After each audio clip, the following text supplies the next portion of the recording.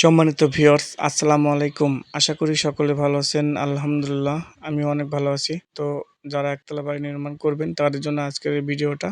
তো আশা করি শুরু থেকে শেষ পর্যন্ত দেখতে থাকুন। একটু হলেও আপনারা উপকৃত হবেন। তো অনেকেই চিন্তা করে আসলে একতলা বাড়ি করতেছি, এর হাইটটা কত ফিট দেব? তো অনেকে দেয় ৯ ফিট, অনেক ৯.৫ ফিট দেয়, অনেকে কেউ ১০ ফিট দেয়।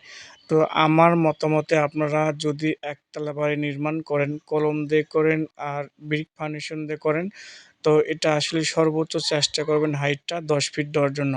তার কারণ একতলা বাড়িতে কিন্তু অনেক গরম লাগে। তার কারণ সারাদিন উপরে ছাদের উপরে রোদ থাকে, সে ছাদটা গরম হয়ে যায়। রাতের বেলা আপনার কিন্তু রুমের ভিতরে অনেক গরম লাগে। এজন্য আপনারা সর্বোচ্চ চেষ্টা করবেন ছাদের হাইট যেন ১০ ফিট থাকে।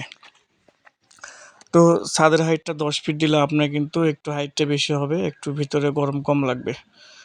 তো আমরা কিন্তু এটা সম্পূর্ণ একটা ব্রিক ফার্নিশন নিয়েছি। তো এই ব্রিক ফার্নিশন নেওয়ার কারণ একটাই, আমরা একতলা পর্যন্ত সীমাবদ্ধ করব, এর উপরে কোনো ছাদ হবে না। তো আমাদের মহাজন সাহেবের টাকা পয়সা কম, ব্রিক ফার্নিশন নিয়ে একতলাই করবে কমপ্লিট, এর উপরে করার কোনো চিন্তাভাবনা নাই।